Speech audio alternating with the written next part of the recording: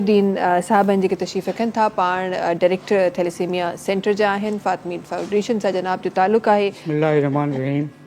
سب سے پہلے میں سندھ ٹی وی اور آپ کے مینجمنٹ کا بہت مشہور ہوں جنہوں نے مجھے اس پلیٹ فارم پر کچھ بولنے کا موقع دیا. بہت بہت شکریہ. فاطمی فاؤنڈیشن کے بارے میں تھوڑا سا میں انٹروڈکشن کر دوں کہ فاطمی فاؤنڈیشن جو ہے 1980 میں قائم ہوا تھا اور جسٹ ایز ایک ایمرجنسی سینٹر کے طور پر قائم ہوا تھا.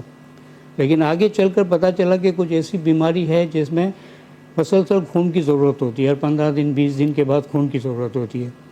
تو پھر فاطمی فاؤنڈیشن کے چیئرمین تھے, انہوں نے سوچا, مینجمنٹ نے سوچا کہ کیوں نہ ہم ایسا ایک تھیلیسیمیا سینٹر کھول لیں جس میں مطلب یہ خون کی ان کو ضرورت ہوتی ہے. تو 1984 میں ہم نے تھیلیسیمیا سینٹر کھولا.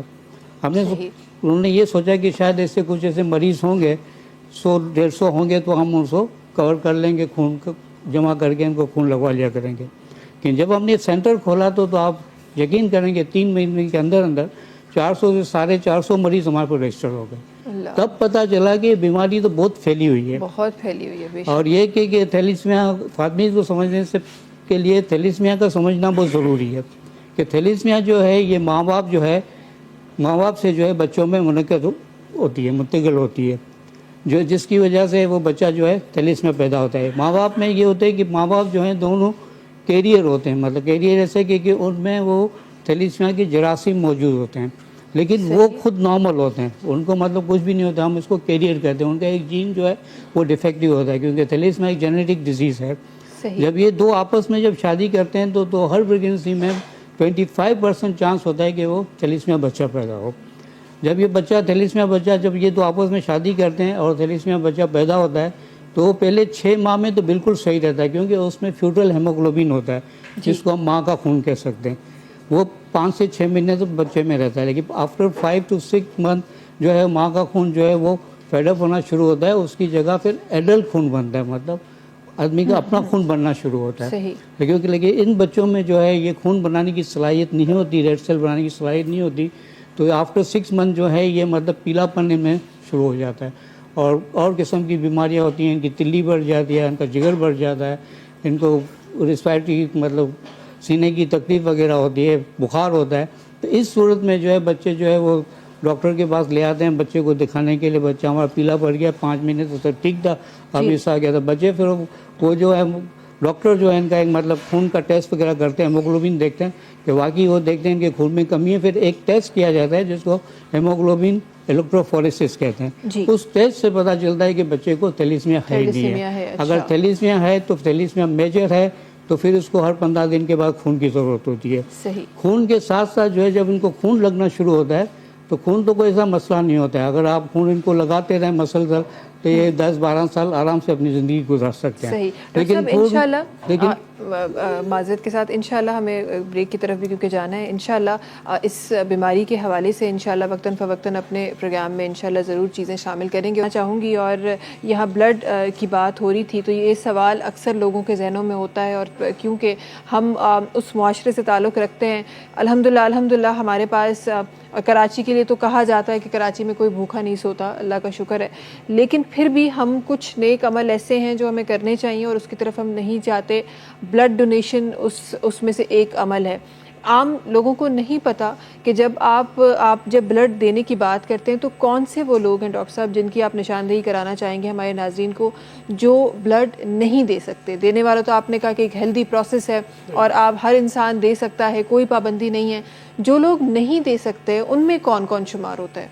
بلڈ دینے کا کرائٹیریا ایک ہوتا ہے.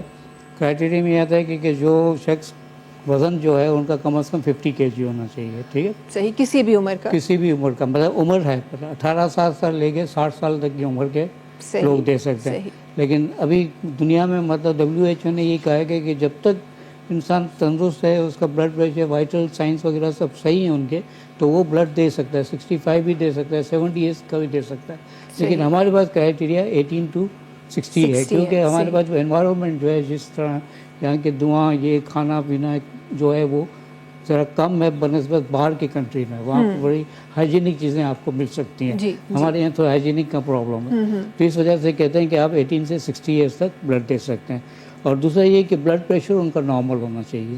صحیح, اگر بلڈ پریشر ان کا نارمل ہے تو وہ مطلب خون کا عطیہ دے سکتے ہیں. اور کچھ بیماریاں ہیں جس میں وہ خون نہیں دے سکتے, جیسے بلڈ کینسر ہے وہ خون کا عطیہ نہیں دے سکتے ہیں. اگر کسی کو ہیپاٹائٹس بی یا سی ہوا مطلب جو یرقان کی جو ہیں کالا یرقان جس کو کہتے ہیں, اس کو ہیپاٹائٹس بی اور سی اگر وہ ہے تو وہ بھی خون کا عطیہ نہیں دے سکتے ہیں. لیکن ہیپاٹائٹس اے اور ای جو کہ پانی کی ملاوٹ وغیرہ سے ہوتا ہے وہ ان کو اگر ہوا ہے تو وہ پھر 1 سال کے بعد خون کا عطیہ دے سکتے ہیں. اور ایسی اور بیماریاں جیسے ایڈز ہے جس کو تھائرائڈ ہوتا ہے, تھائرائڈ بیماری ہوتی ہے حدود, وہ بھی خون کا عطیہ نہیں دے سکتا. اچھا, تھائرائڈ والا پیشنٹ بھی نہیں دے سکتا, ہائپو یا ہائپر جو بھی ہو نہیں دے سکتا, دونوں نہیں دے سکتا.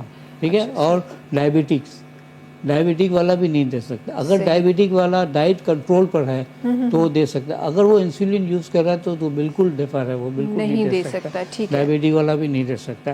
تو یہ مطلب چند ایک عام مطلب بیماریاں ہیں جس میں وہ خون کا عطیہ. اس سے تو بہت سارے اور بھی بیماریاں جیسے اس میں ہمیں بھی پتہ ہے کہ بلڈ کینسر ہے اور لیوکیمیا یہ وغیرہ ٹائپ کی بیماریاں, اس میں تو جو آپ کی بلڈ ریلیٹڈ ڈیزیز ہیں ظاہر ہے اس میں تو آپ نہیں دے سکتے. ایک اور بیماری ہوتی ہے جس کو پولیسائتھیمیا کہتے ہیں. اس میں یہ کہ ان کا جو ہیموگلوبن جو ہے وہ ایک دم بڑھ جاتا ہے, 18 سے اوپر چلے جاتا ہے, 17 سے اوپر چلے جاتا ہے. اور اس میں ایک RBC انڈیسز ہوتے ہیں, ہیموٹوکریٹ ہم کہتے ہیں, جس خون کی وہ جو تھکنس ہے اس کو بتاتے ہیں. مطلب اس کا جو ہوتی ہے ویلیو 48 ہوتی ہے.